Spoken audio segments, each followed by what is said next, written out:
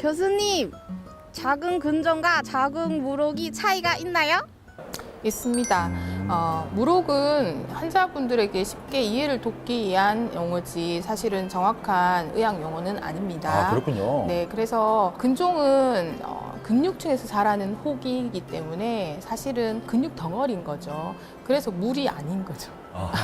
그래서 환자분들 중에 근종이 사라질 거라고 생각하시는 분들이 있는데 근육 덩어리가 사라질 수는 없겠죠. 좀 작아질 수는 있겠지만 그래서 좀 다르고요. 무록은 주로 난소의 혹이 있을 때 표현하는 방법 중에 하나인데 예를 들면 배란할 때 이제 낭종이라고 해서 배란을 시키기 위해서 물 풍선을 만들어서 터트립니다. 그럴 때 생기는 걸 낭종이라고 대부분 많이 표현하는데 그런 것들을 얘기해주기 위해서 무록이라고 간단하게 얘기하기도 하고 또는 양성인 암이 아닌 혹 중에서 난소에 생긴 혹 중에서 이제 액체의 성질을 가지고 있는 혹이 있습니다. 그것들을 낭종이라고 표현하기가 어려우니까 이제 무록 이렇게 표현해 준 전체적인 되게 넓은 범위의 이야기라고 생각하시면 됩니다. 화상 입어서 나타나는 그런 모양으로 상상하게 돼요, 사실. 그런 비슷한 톡 터트리면 이제 이렇게 물이 나오는 네, 그런데 그거보다 조금 더 이제 좀 단단한 막을 가진 없어지지 않는 점액성도 것. 좀 높고. 점액성이 있을 수도 있고 점액성이 없는 물일 수도 있고 다양합니다. 네.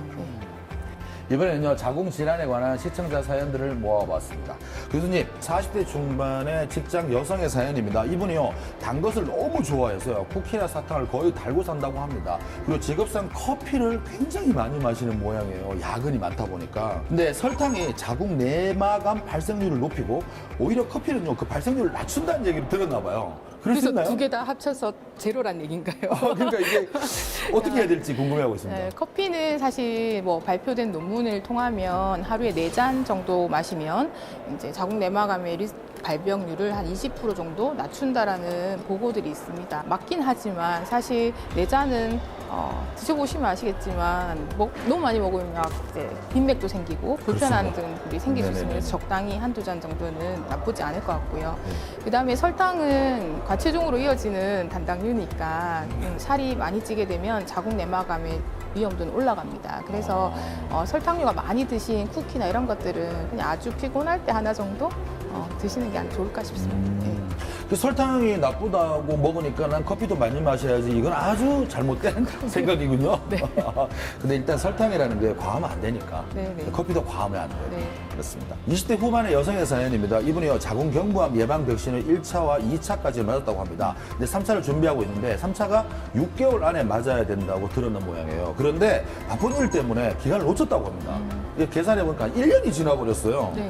그 1년이 지나서 3차 예방 주사를 맞으면 효과가 있는 건지 아니면 처음부터 다시 1차, 2차 맞아야 되는지 지금 굉장히 답답해하고 있습니다. 네. 이런 질문 되게 많이 받았는데요. 3차는 생각날 때 맞으시면 됩니다. 사실 6개월 안에 맞는 것보다는 조금 효과가 떨어질 수 있지만 이걸 1차에서 다시 시작하는 건 권고하지 않습니다. 그래서 지금 맞아야 되겠다라고 생각된 그날 맞으시면 될 것 같고요. 더불어서 1차 맞고 2차 맞고 임신이 된 상황에서 어떻게 하면 좋으냐라는 질문도 많이 받습니다. 그러면 임신이 유지되는 동안은 맞을 수 없으니까 네. 권고하지 않습니다. 그래서 기다렸다가 아기를 출산한 다음에 3차를 맞으시면 됩니다. 그래서 이러한 것들 때문에 요즘은 2번으로 이제 사이클을 좀 줄여서 맞는 경우도 종종 발생합니다. 네. 너무 걱정 없이 맞아야 될 때는 맞는 게 늦었다고 생각할 때가 가장 가장 빠르다. 빠릅니다. 네.